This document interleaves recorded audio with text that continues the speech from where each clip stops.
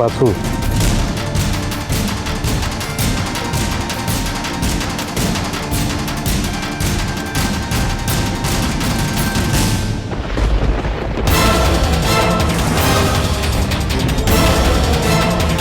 রোহিণী, এটা কি করলে তুমি? তুমি তুমি ভিকে বিয়ে করে ফেললে? একবার আগুবুচু কিছু ভাবলে না? ভুল বলছো। রোহিণী রাদা অনেক ভেবেই বিয়েটা করেছে।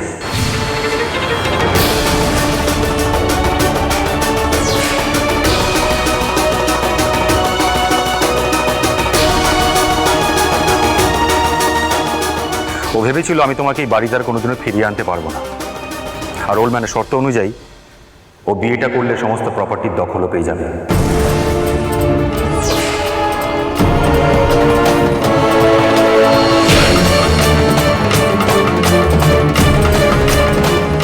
তার মানে কিসের প্রপার্টি, কিসের সত্য?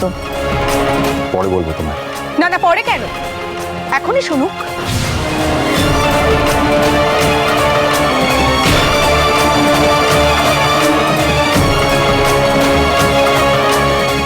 আমি বলছি,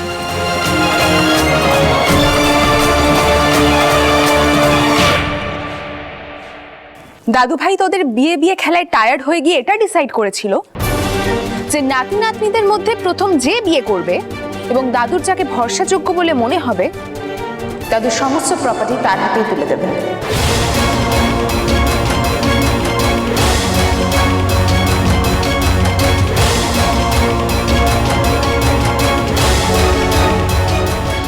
আর তাই যে রোহিণীর বিয়ে নিয়ে ফ্যান্টাসির শেষ ছিল না, যে ভেবেছিল ডেস্টিনেশন ম্যারেজ করবে, গ্রিসে তার বিয়ে হবে, প্যারিসে ক্রুজে তার রিসেপশন পার্টি হবে, সে এত তাড়াতাড়ি এই বাড়িতে সাজানো সাধারণ মণ্ডপে বিয়েটা সেরে ফেলল।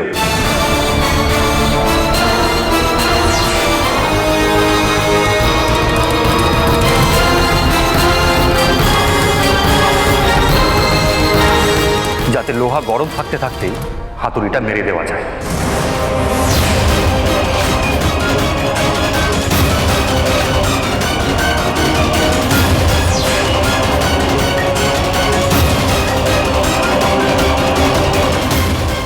এত ঝগড়া করার কি আছে? আমি যখন বলেছি যাকে আমি ভরসা করি তাকেই আমি সম্পত্তি দিয়ে দেব, সেখানে রোহিণী দিদি ভাইয়ের বিয়ে করা না করা নিয়ে তো কোনো সম্পর্ক নেই। কিন্তু তোমার আর নাতবউয়ের একসঙ্গে থাকার সঙ্গে এর সম্পর্ক আছে।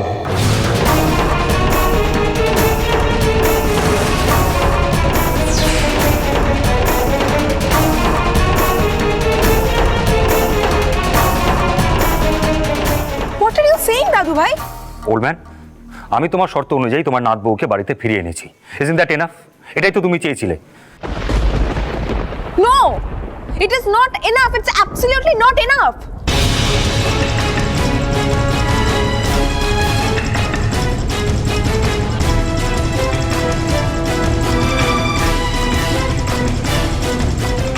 যেখানে প্রপার্টি হ্যান্ডওভারের প্রথম শর্তটাই বিয়ে, সেখানে পুরোহিত ছাড়া, মন্ত্রপাঠ ছাড়া, শুধুমাত্র কাগজ পুড়িয়ে আর সিঁদুর পরিয়ে মেলড্রামা করে বিয়েটাকে বিয়ে বলে ধরা হয় না, সেটাকে বলা হয় ছেলে খেলা।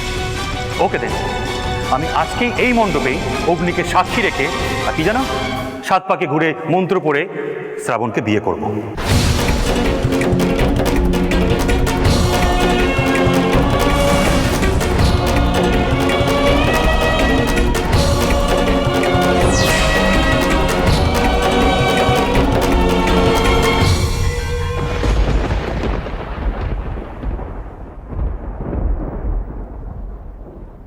ওমা, তাহলে তো বাড়িতে আজকে জোড়া বিয়ের ভোজ হবে বাবা। নাতিবাবু, নাতিবাবু তুমি সত্যি বলছো? ইয়েস ওল্ড ম্যান, আমাদের বিয়েটা নিয়ে আর ফার্দার কেউ কোনো কোয়েশ্চেন করুক, আমি সেটা চাই না। চলো শ্রাবণ। দাঁড়া, আমি ওর জন্য এক্ষুনি একটা বেনারসি নিয়ে আসছি।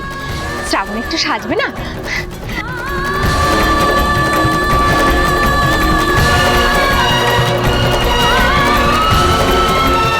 আমরা বিয়ে করব এইভাবে? শ্রাবণ, আমি তোমার সব প্রশ্নের উত্তর পরে দেবো। আমি কিচ্ছু বুঝতে পারছি না মিস্টার ঘোষ, আপনি কোন শর্তে বিয়েটা করছেন? ভালোবাসার শর্ত।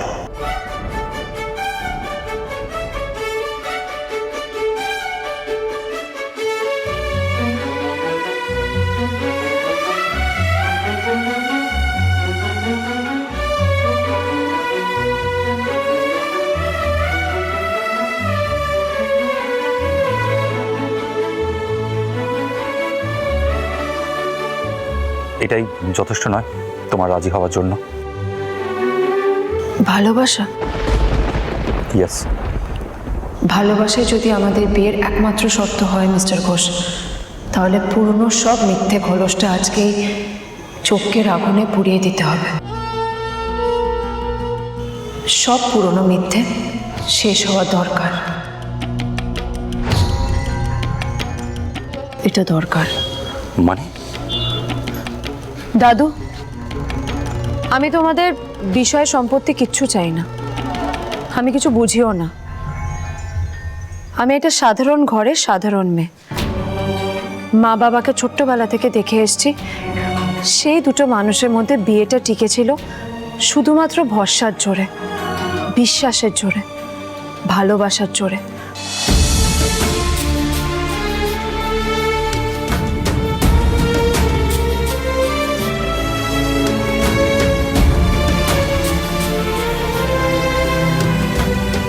আমি মনে করি বিয়ে মানে দুজন মানুষের মধ্যে শুধু ওই 3 দিনে হই হুল্লোড় নয়, কিংবা একসাথে দিন থেকে রাত কাটানো নয়, এক ঘর শেয়ার করা নয়।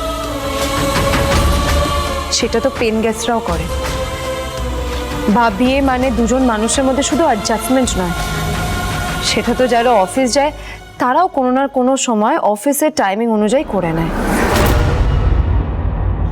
আমি শুধু একটা জিনিসই জানি, বিয়েটা দুজন মানুষের মধ্যে টিকে থাকে শুধুমাত্র ভরসার জোরে, বিশ্বাসের জোরে, ভালোবাসার জোরে। ফ্যামিলির প্রত্যেকটা মানুষ একে অপরের ওপর বিশ্বাস করলেই সেই সংসারটা টিকে থাকে।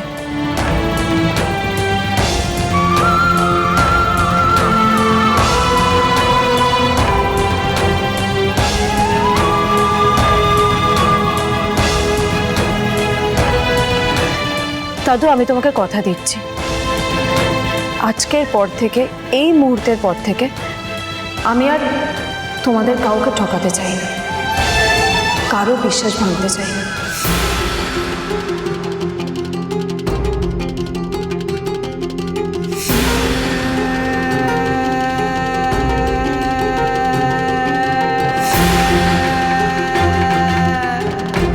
দাদু, আজকে তো শ্রাবণ প্লিজ ডোন্ট। আজকে আপনি আমাকে আটকাবেন না মিস্টার ঘোষ। ভালোবাসা বললেই ভালোবাসা হয় না, আর বিয়ে মানেই ওই দুটো মন্ত্র পড়া বা 7 পাকে ঘোরা নয়। আপনি যদি মন থেকে সত্যি আমাকে স্ত্রীর মর্যাদা দিতে চান, তাহলে আজকে আপনি আমাকে বাধা দেবেন না, বরং আমার পাশে আপনি দাঁড়াবেন। আমরা দুজনে মিলে যে ভুলটা করেছি সেটা আমরা সবার সামনে আজকে স্বীকার করব।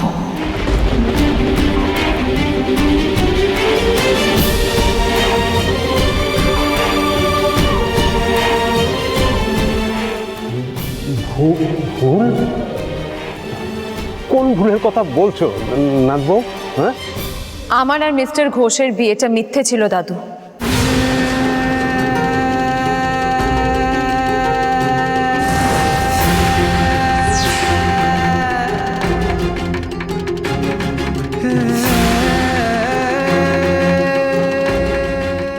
আমাদের সত্যি 6 মাসের একটা কন্ট্রাক্ট ম্যারেজ হয়েছিল।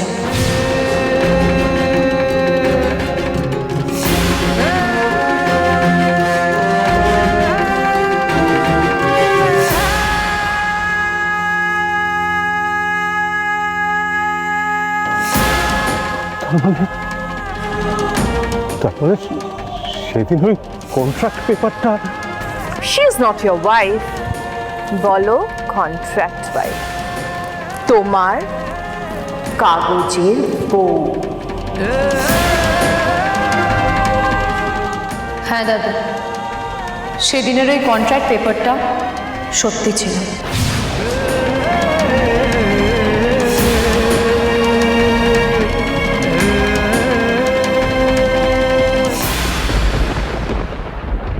আমার দিদির একটা কেস লড়ার জন্য আমার অনেকগুলো টাকার দরকার ছিল, আর স্ক্যান্ডেল লাউঞ্জ বার বাঁচানোর জন্য মিস্টার ঘোষের দরকার ছিল একটি মেয়ের, যে মেয়েটি মিস্টার ঘোষের নকল স্ত্রী সেজে তোমাদের সকলের সামনে অভিনয় করবে।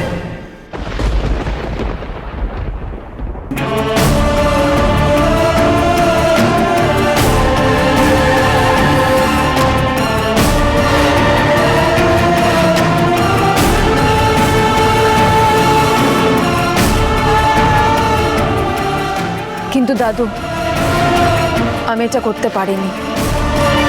আমি এই মিথ্যে অভিনয়টা করতে পারিনি। তোমাকে বারবার ঠকাতে আমি আর পারছিলাম না দাদু, তাই আমি বারবার চেয়েছিলাম এই বাড়ি থেকে চলে যেতে। তাহলে তাহলে আজকে ফিরে এলে কেন?